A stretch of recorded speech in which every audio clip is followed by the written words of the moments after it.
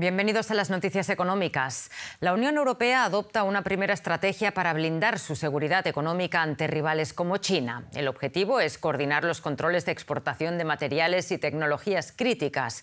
Este plan, presentado por la Comisión Europea, coincide con la visita a Berlín del primer ministro chino Li Qiang.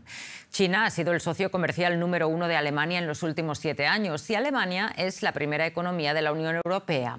Un equilibrio difícil de mantener. Alemania afirma querer reducir riesgos sin desvincularse de China, pero cualquier cambio importante en las relaciones económicas entre ambos países podría perjudicar a sus respectivas empresas.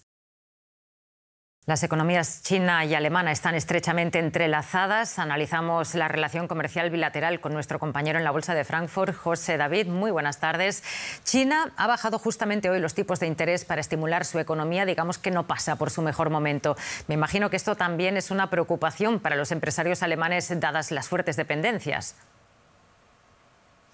Hola Rosa, ¿qué tal? Sí, de hecho se lee en esa clave, ¿no? El mensaje que ha mandado el primer ministro chino aquí en Alemania al decir ante los principales líderes políticos y empresariales que confía en la evolución positiva de la economía china. Como les digo, ante un empresariado que, como decís, está preocupado. Recientemente recibíamos datos negativos de la evolución del sector industrial y de la economía general en China y en esa clave se entiende el mensaje que ha traído el primer ministro chino aquí, a un país que tiene unos vínculos comerciales tan importantes con China. Un mensaje también importante para el sector de los autos en Alemania. En el primer trimestre de este año han caído las exportaciones de piezas de autos y de autos hacia China. Puede deberse a otros factores como la creciente competencia interna en el propio país, en China, pero es una tendencia que preocupa a los economistas, sobre todo porque refleja claramente, Rosa, ese déficit comercial tan grande de 85.000 millones de euros que está creciendo con China. Lo que detectan los economistas es que mientras cada vez importamos más y más productos y bienes de China, las exportaciones de Alemania hacia China están estancadas. Pero el mensaje de Alemania es reiterativo y claro: reducir los riesgos. Sin embargo, ¿realmente hay señales de que el gobierno alemán esté diversificando las importaciones? En realidad no hay ninguna señal clara de que las empresas alemanas están diversificando, por ejemplo, sus inversiones. El Instituto de Investigaciones Económicas alemán de la ciudad de Colonia, por ejemplo, detecta que en el año 2022 las inversiones económicas que se han hecho de empresas alemanas en China están en un nivel récord o han crecido a un nivel récord en el 2022 y además, Rosa, el Instituto Económico no detecta que se hayan hecho inversiones en otros países asiáticos como Corea del Sur, que ahora es muy importante, como Vietnam o como India, para compensar o diversificar, ¿no?, las importaciones y los riesgos. De hecho, los empresarios o la comunidad empresarial le habría trasladado al primer ministro chino en el encuentro de ayer lunes su interés de aumentar incluso las inversiones en China. Muchísimas gracias, José David, por este análisis.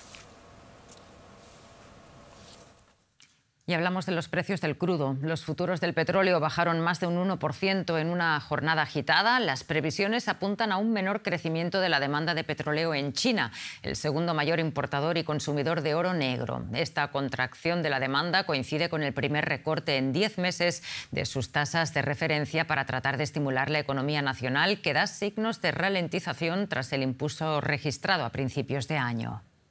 Y nuestra compañera allá en Nueva York tiene más detalles.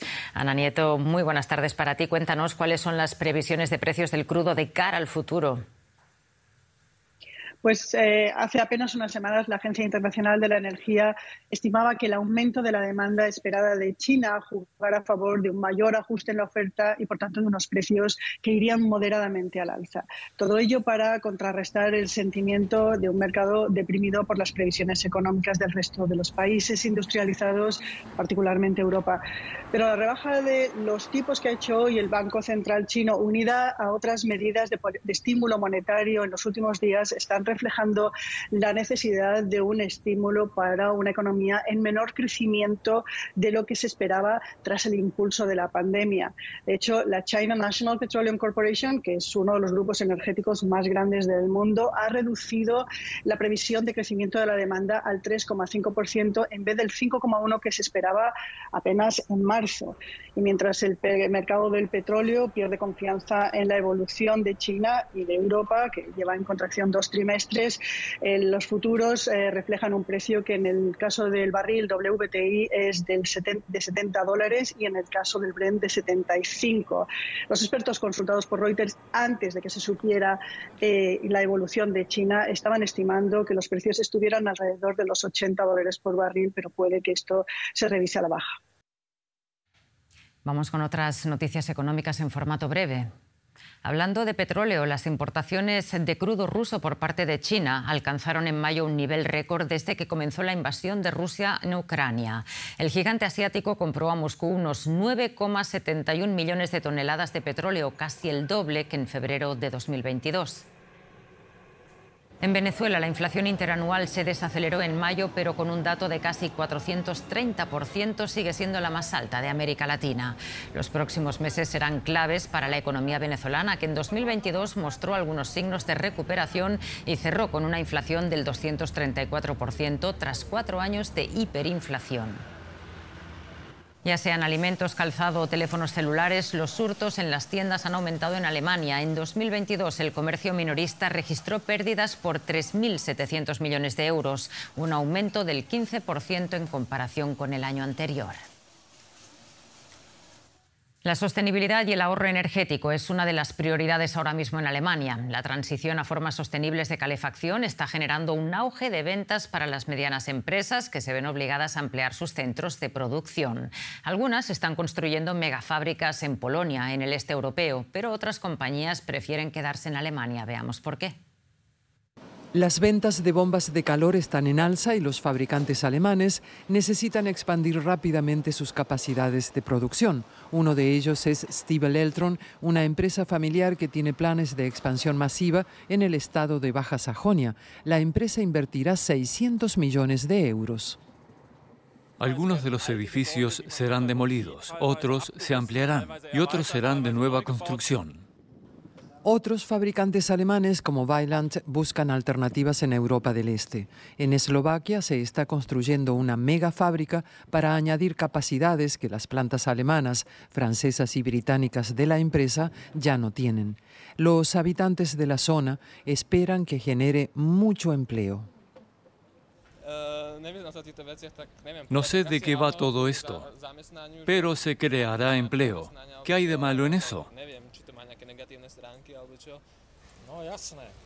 Por supuesto, es bueno, la gente ganará más y luego consumirá más. El parque industrial se sitúa en las afueras de la ciudad. Según medios locales, el acuerdo fue mejorado con subvenciones estatales que superan los 20 millones de euros, además de una reducción del impuesto sobre la renta para el inversor. La economista Susana Sarbarska vaticina que los países de Europa Central y Oriental se están convirtiendo en un bastión para la producción de bombas de calor. En Polonia, Eslovaquia y la República Checa, la demanda de bombas de calor está aumentando y aunque la mayoría de estos productos son para la exportación, el mercado interior es cada vez más importante.